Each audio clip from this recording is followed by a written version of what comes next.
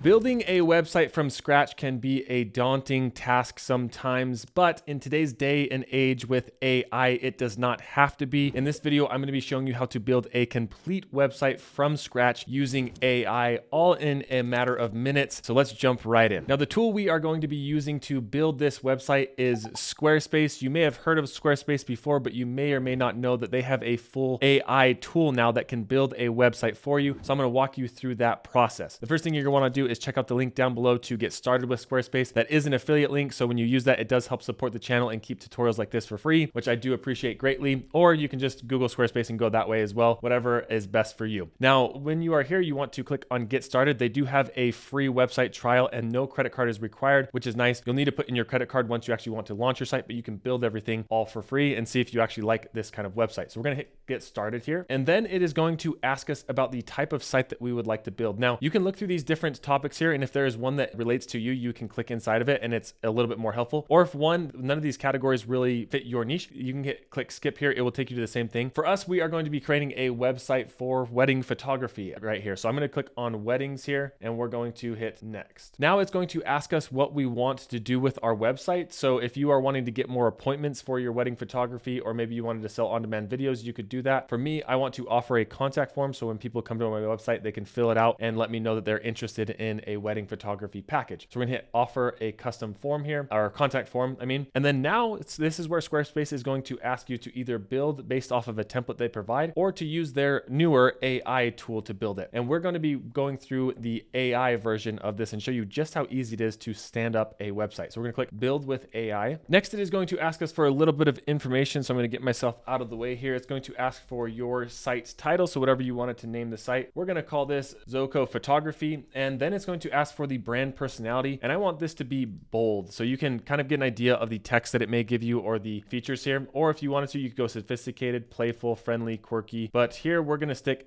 in the professional realm and just click right there, and then we're going to hit next. And then the AI is going to start building some sections for your homepage. So it recommends specific sections, and what I like about this is you can see what this will end up looking like in real time. So if I wanted to add an intro section, as you can see, it will create it for me right here on the left side. If I wanted a product section, this is what it can kind of look like, and then I can customize this later. Let's say, oh, maybe I don't like that product section. I can unclick it and it will remove it just like that. But for me, I know that I do for sure want a service section that will talk about the services that I provide as a photographer. And then I also want to make sure that I have an about section, a social media section, and then of course my form section where somebody can actually fill out a form to contact me. And then inside of here, you can see even if I wanted to change the contact form, let's say that I really didn't like this one, it will give me a couple different options. So say that I wanted to change it to this gray option, contact us, or maybe one that looks more like this. I could change those in real time as well. For me, I like the white one that it provided here. And then finally the footer. You can see they recommend having an intro form and a footer at the very least, but then the other ones of these that you can customize as you see fit. And the crazy thing is, as we start to look at this, this is already starting to look like a very complete website here, all in a matter of a couple of minutes. So next we're going to hit the next button again, and this is where we can add some other pages. So this is our home page right now, or sorry, this is our about page that we have right now. So you can see this is the about page that it created for us. And then we have our contact page. And then if we wanted to create any other pages that are up in the navigation here, you can see there's the about and the contact. We could add more of those. So if I wanted to add a service page to go more in depth about my services, I could do that. Or I could keep it all just one page and keep things very simple and only have my homepage and no other page options there. But for me, I'm going to have the about and the contact pages here on my website. And then I also want these services as well. Then we're going to hit next. So now we have this website starting to come together with our main homepage. And then we have our services up here, our about and our contact pages. And then this is where we can actually choose a color palette. This is something that you can change later if you wanted to. And once again, the thing that I like about this is I can see the colors, what they will look like in real time as we kind of move through some of these. Honestly, for a wedding photography, I like kind of the colors that they have here, but I did want to show you some of the options that are available. But I like this professional look here with the black, gray,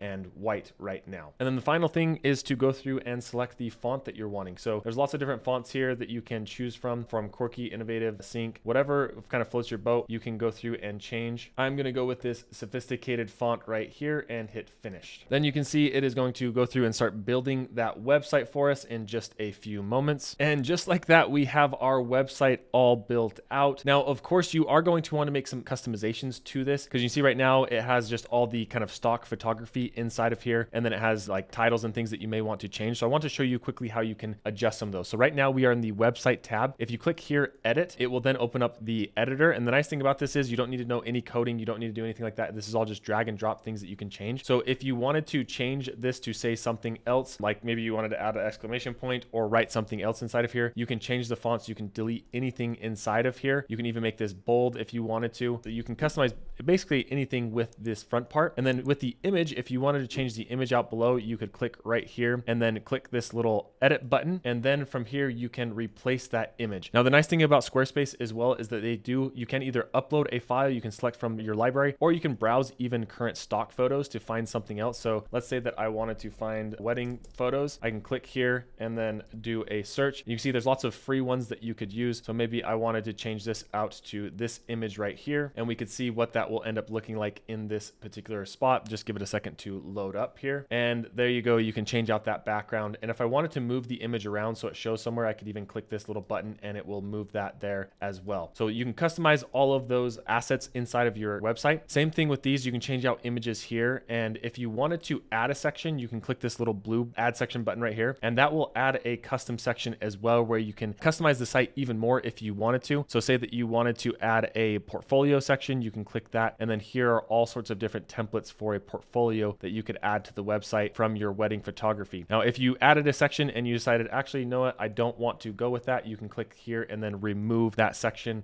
remove it completely. And then same with any of the current sections that you already have inside of your website, you can click and remove those here. You can change any of the text and the backgrounds and adjust pretty much customize anything in this website to fit your particular needs. Now, moving back up to the header here, this is it. You can see it automatically created just a little bit of a logo here. If you had a specific logo that you wanted to change, you could edit the header here and then edit this logo. You could either change the site title or you can add a specific logo just right there. I would also recommend adding a mobile logo as well. It's slightly different sizes there, so keep that in mind. Now, one other thing that is important to note is how to change out buttoned links. So if you wanted to say have a button here and you wanted to change out the place where it goes, if you click this edit link here, it will pop the URL here. So you can see right now the default is for this to go to Squarespace's Instagram. So you're going to want to remove that link and then pop in your own Instagram there or wherever you wanted that to go. Or if you wanted to change the button here, the text right now it says social. So if you wanted to say Instagram, you could add that in there and change that button. Now, before you exit, make sure that you always hit this little save button here in the top left-hand corner. Now, we just went through and edited the home page. If we wanted to move to a different page, we can exit out of this view here, and then we can come over to this left-hand side and click on page. From there, you can see here are the other pages that we added, such as the service, about, and contact. If we wanted to edit something with the services page particularly, we could do the same steps where we click inside of here, then we click edit, and then it allows us to go through and remove or add anything that we'd like to on this particular service page. So say that we wanted to add like a basic service, some intermediate service, and advanced service, you can go through and add all of those and then change the links to these book now buttons. And for this particular example, as people go through and fill out the form, what I like is that Squarespace will keep the contacts here in this nice little spot. So as somebody fills out the form, the contacts will be here, the emails, and then you can set up all sorts of other things like promotional pop-ups or things for your particular customers. So it makes it really easy to collect all of those emails in one place. You also have a place for analytics here to see the traffic that you are getting from your particular website. Now, after you are happy with the design of your website, there is one last thing that you need to do, and that is to actually publish your website and possibly choose a custom domain if you wanted to go that route. In order to do that, if you come over here to the setup guide, this is where you can see we can actually get a custom domain or we can manage our particular site status. So if you are okay with the domain name being this random kind of gibberish here where it says, you know, blah, blah, blah, blah, slash .squarespace.com, you could keep that and just make your site go live. But most of the time, I would recommend that you choose a custom domain. A lot of the Squarespace plans allow you to get 1 year of a free custom domain, which is really nice. So if you come over here to custom domain, what you can do is look for a particular one. So get a domain here. And then this is where I would type in your brand or service. So for us, we're looking for Zoco Photography. And you can see right now that is currently unavailable, unfortunately. But there's all of these different options here like Zoco Photos that I could do instead. And I could click on that, or I could search for something else. Like say we wanted Zoco Weddings. I could click there and then